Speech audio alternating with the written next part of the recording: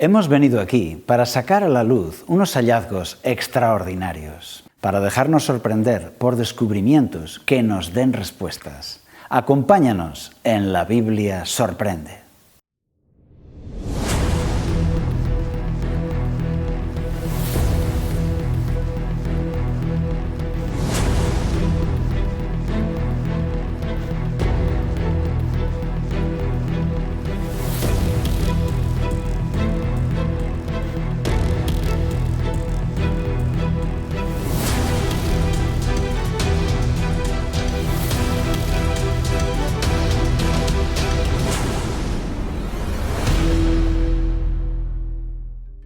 En el programa de hoy veremos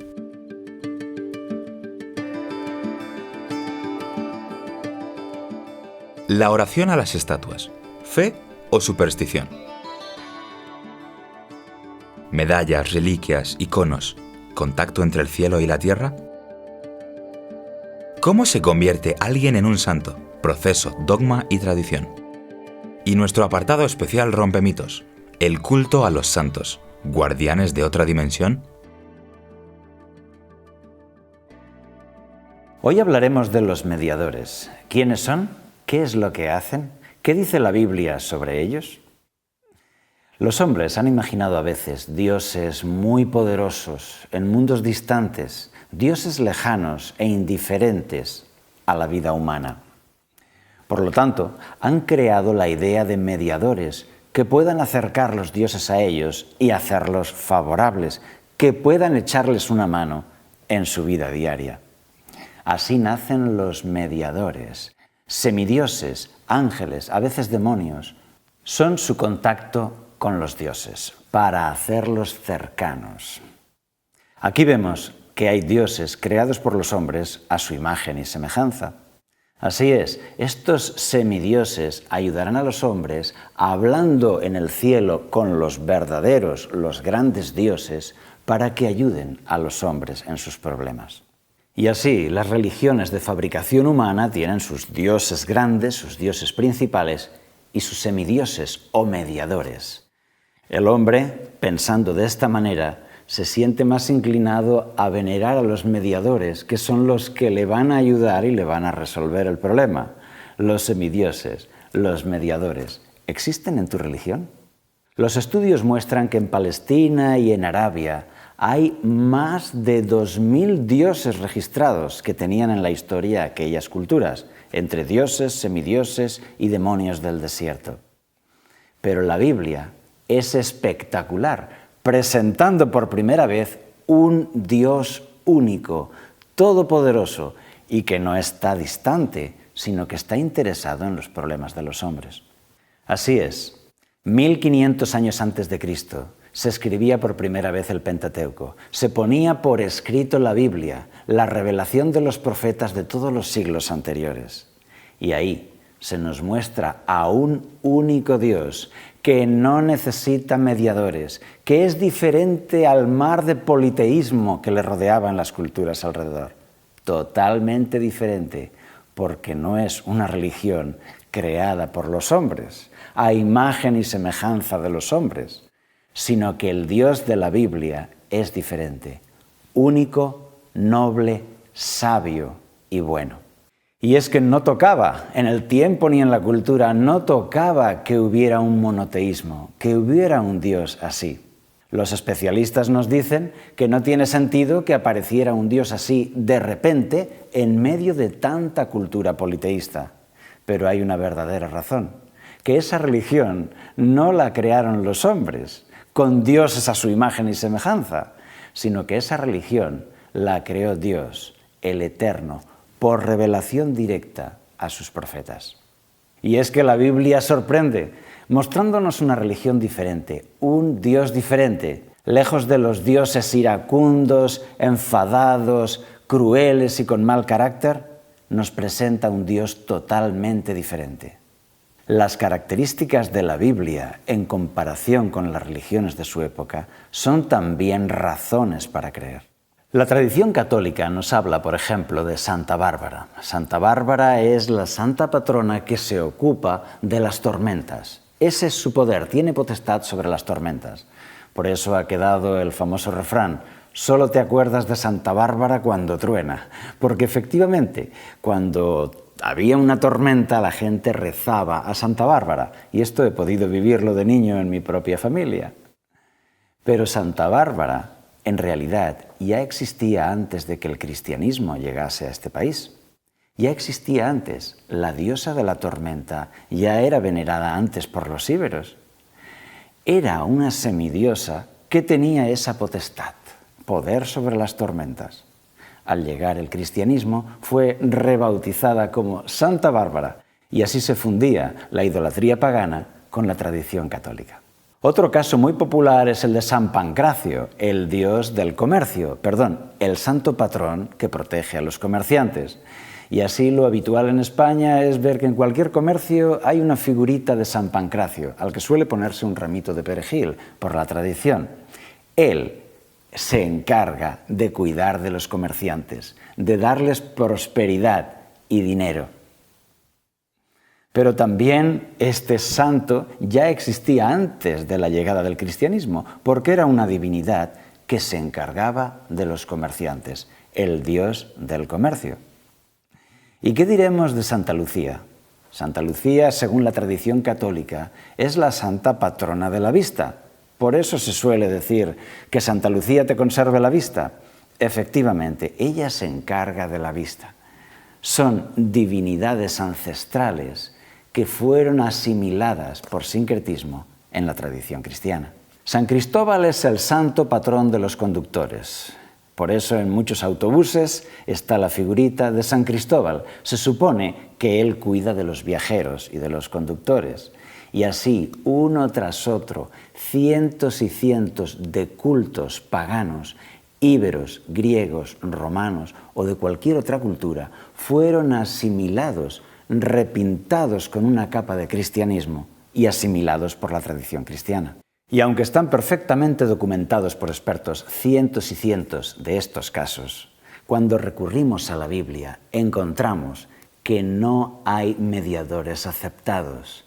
Dios no necesita mediadores. Dios rechaza que se venere a semidioses o mediadores, porque Dios no es un Dios lejano, que necesita de mediadores que hablen con Él y les presenten nuestro caso.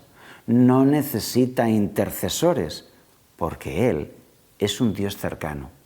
Es un Dios que se interesa por la vida de los hombres, que quiere intervenir en tu vida, transformarla, mejorarla y estar en paz contigo. ¿Tienes preguntas? Sigue con nosotros.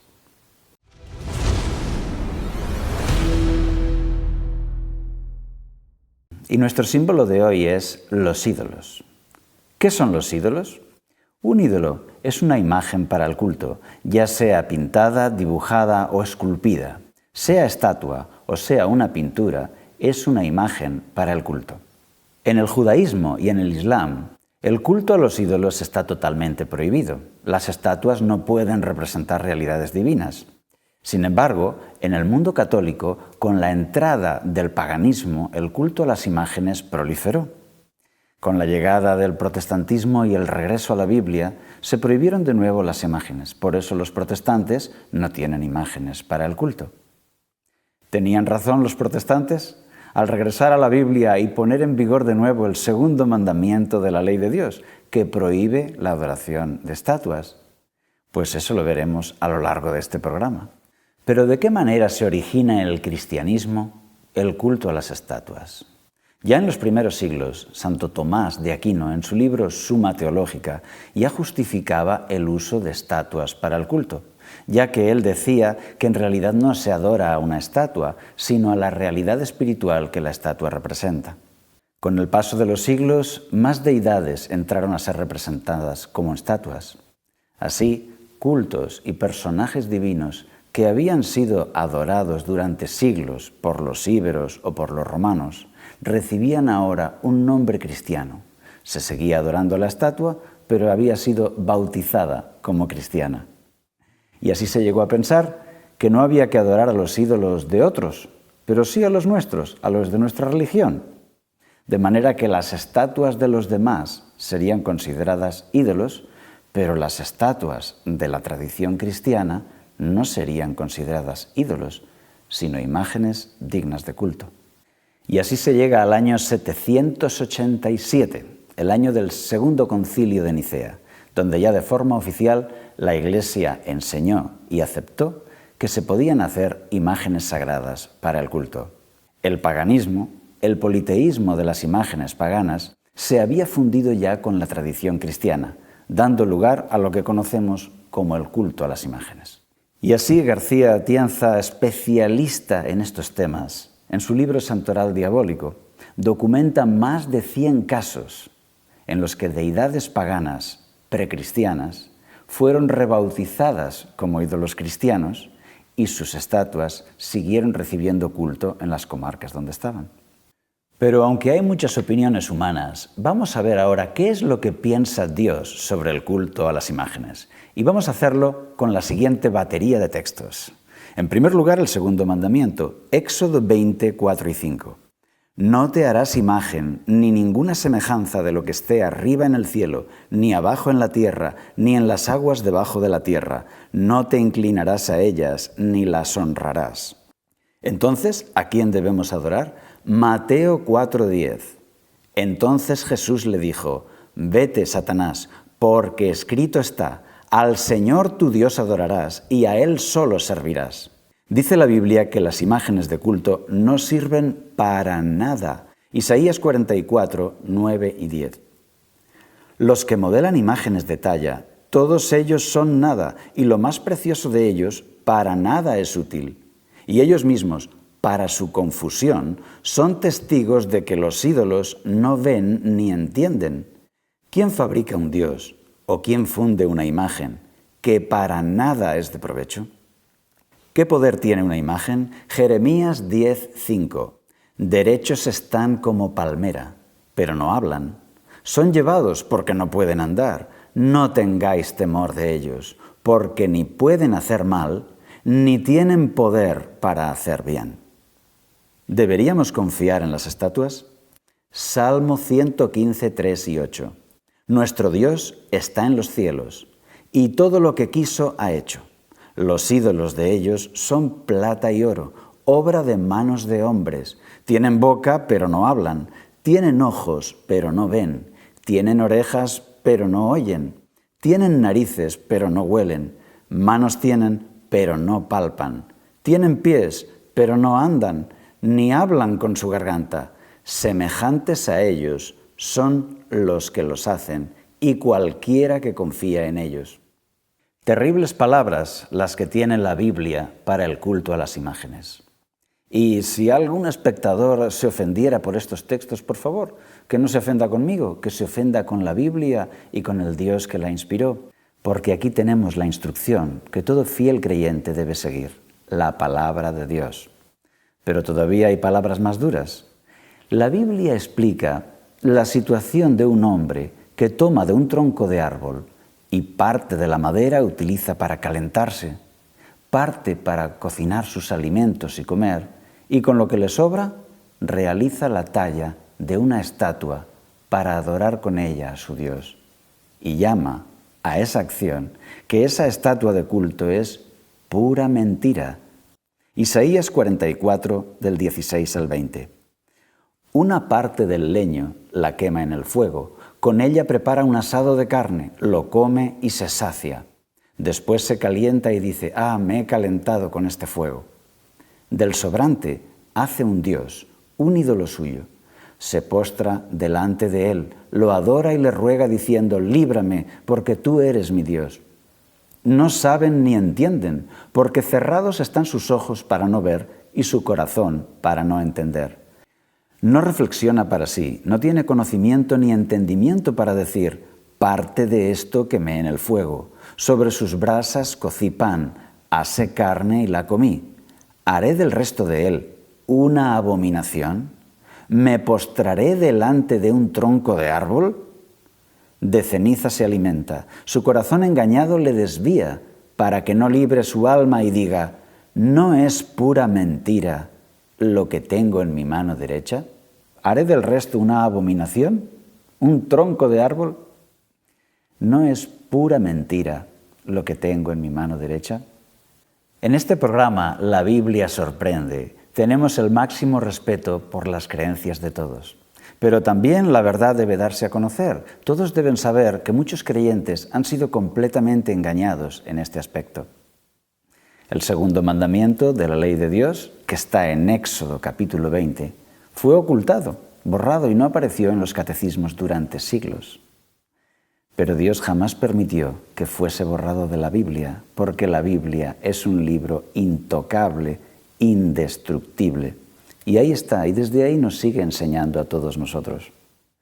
Y Dios confía que donde hay un fiel creyente, aprenderá en su palabra y la seguirá, aunque en algunos casos vaya contracorriente de la cultura de moda. En palabras de Jesús quedó muy claro cómo debemos adorar. ¿Mediante estatuas? No, en espíritu y en verdad. Como dijo Jesús en Juan 4:24, Dios es espíritu, y los que lo adoran en espíritu y en verdad es necesario que lo adoren. Pero entonces, ¿qué pasa con el culto a los santos? Quédate con nosotros porque ahora vamos a estudiarlo.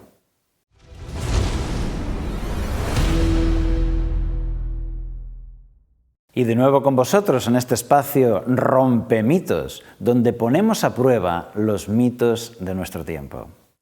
Y en ocasión de hoy tenemos el culto a los santos. ¿Cuándo nace el culto a los santos? ¿Cuál es su objetivo? ¿Tiene apoyo bíblico o por el contrario es una enseñanza contraria a lo que enseña la Biblia?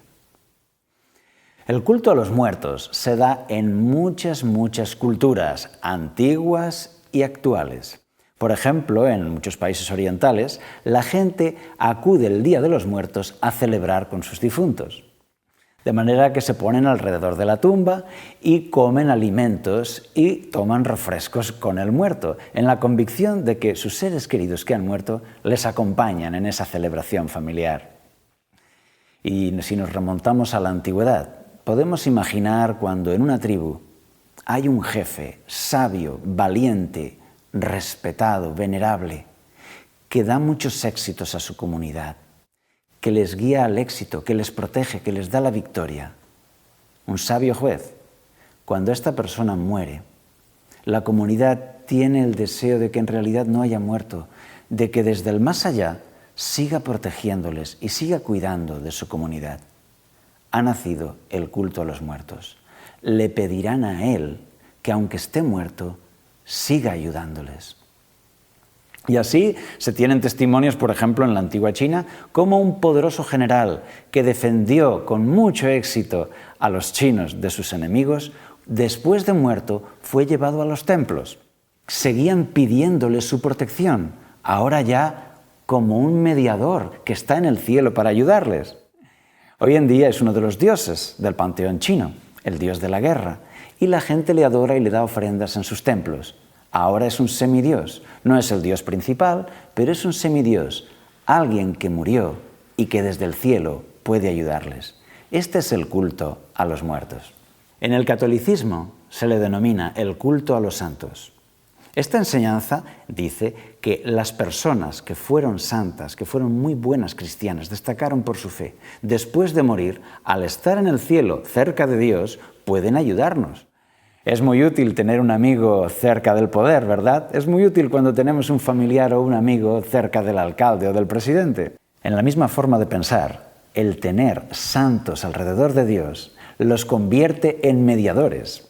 La enseñanza del culto a los santos dice que ellos son mediadores ante Dios para el perdón de nuestros pecados o para conseguir objetivos que queremos en la vida.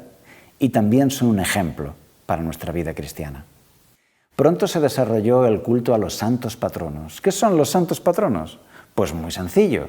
Son los semidioses que tienen potestad sobre una comarca. Al igual que Ford o Mercedes tiene concesión y la tienda es concesionaria de una comarca, en la misma mentalidad los griegos y los romanos tenían un dios patrono, el señor de esa comarca. Entonces, griegos, romanos, fenicios y todos los íberos, todas estas culturas tenían sus dioses patronos, dioses de la comarca. En los primeros siglos del cristianismo, según todos los especialistas en este tema, todos aquellos dioses se convirtieron o reconvirtieron en santos patronos, se pintaron de cristianismo. De manera que si durante siglos todo aquel pueblo peregrinaba a la montaña, al templo de Marte, y le traían ofrendas y sacaban la estatua en procesión, ahora, a partir del siglo IV, será llamado con el nombre de un santo cristiano y seguirá la misma forma de religión. Y Gibbons, un prestigioso escritor, llega a afirmar que la Iglesia había restaurado el politeísmo pagano con el culto a los santos. Y de forma institucional, el Concilio de Trento confirmó el culto a los santos como modelos y como mediadores de los hombres ante Dios. Esto fue una reacción a la vuelta a la Biblia que proponía la Reforma. Con la Reforma de Martín Lutero había un regreso a la Biblia y el Concilio de Trento marcó posiciones en el culto a los santos. ¿Y cómo nace un santo? ¿Cómo se declara a una persona santo? Bien, a esto se le llama proceso de canonización. En la actualidad, solamente el Papa puede determinar quién es santo y quién no. El Papa, quien a su vez es llamado su santidad. Solamente él podrá decidir quién es santo, quién está en el cielo y puede mediar entre Dios y los hombres. Y la canonización es un proceso complejo. El primer paso es la postulación, donde se informa de esa persona. Luego se le declara siervo de Dios, debido a las obras que haya hecho mientras estuvo vivo. Luego la persona es declarada venerable. Luego es declarada beata si se le puede comprobar que desde el cielo ha realizado algún milagro. Y por último, viene la canonización. Será declarada santa si se puede demostrar que ha realizado un segundo milagro desde los cielos. Y así, cientos y cientos y cientos de santos pueblan el santoral católico para mediar entre Dios y los hombres. Pero el culto a los santos, ¿es una enseñanza bíblica o un mito popular tradicional, pero tan creíble como Santa Claus repartiendo juguetes por Navidad? Vamos a verlo. En primer lugar, ¿puede un hombre o un semidios ser un mediador para los hombres? Mateo 4:10 dice: Entonces Jesús dijo: Vete, Satanás, porque escrito está: Al Señor tu Dios adorarás y a Él solo servirás. ¿A quién tenemos que adorar? Solo a Dios, exclusivamente a Dios. Apocalipsis 22, del 8 al 9 dice: Yo, Juan, soy el que oyó y vio estas cosas. Después que las hube oído y visto, me postré a los pies del ángel que me mostraba estas cosas para adorarlo. Pero él me dijo: Mira, no lo hagas, pues yo soy consiervo tuyo, de tus hermanos los profetas y de los que guardan las palabras de este libro. Adora a Dios. Aquí está claro que el ángel tampoco aceptó la adoración y dijo que la adoración es solo para Dios. Hechos 10, 25 al 26. Cuando Pedro entró, salió Cornelio a recibirlo y postrándose a sus pies, lo adoró. Pero Pedro lo levantó diciendo: Levántate, pues yo mismo también soy hombre. Los apóstoles no permitían la adoración, porque ellos eran solo hombres y había que adorar a Dios. Y cuando ya han muerto, la gente los adora como santos. Pero ellos ya no pueden defenderse porque ya se han muerto. Los apóstoles prohibieron que se les adore. Incluso en una ocasión, como habían hecho milagros, querían adorar a los apóstoles y ofrecerles sacrificios como a dioses. Esta es la escena en Hechos 14, 13 al 15. El sacerdote de Júpiter, cuyo templo estaba frente a la ciudad, trajo toros y guirnaldas delante de las puertas y juntamente con la muchedumbre quería ofrecer sacrificios. Cuando lo oyeron los apóstoles Bernabé y Pablo, rasgaron sus ropas y se lanzaron entre la multitud gritando y diciendo: ¿Por qué hacéis esto? Nosotros también somos hombres semejantes a vosotros, que os anunciamos que de estas vanidades os convirtáis al Dios vivo, que hizo el cielo y la tierra, el mar y todo lo que en ellos hay. La Biblia establece claramente quién es nuestro único mediador. Y lo dice en 1 Timoteo 2:5. Pues hay un solo Dios y un solo mediador entre Dios y los hombres, Jesucristo hombre. ¿Y quién es nuestro abogado? ¿Quién va a interceder por nosotros? Dice 1 Juan 2:1. Hijitos míos, estas cosas os escribo para que no pequéis, pero si alguno ha pecado, abogado tenemos para con el Padre, a Jesucristo el justo.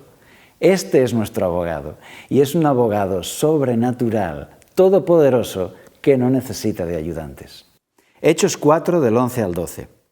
Este Jesús es la piedra rechazada por vosotros los edificadores, la cual ha venido a ser cabeza del ángulo, y en ningún otro hay salvación, porque no hay otro nombre bajo el cielo dado a los hombres en que podamos ser salvos.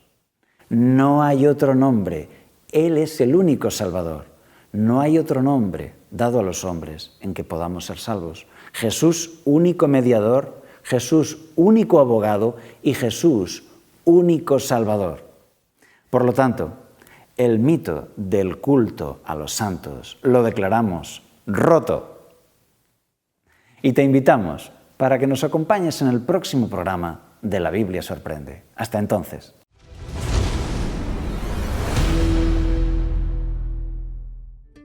En este programa hemos visto: la Biblia prohíbe el uso de estatuas para el culto. Es el segundo mandamiento de la ley de Dios. Jesús enseñó a adorar en espíritu y en verdad, hablando a Dios directamente. El culto a los santos es contrario a la Biblia. Son los semidioses de la mitología medieval.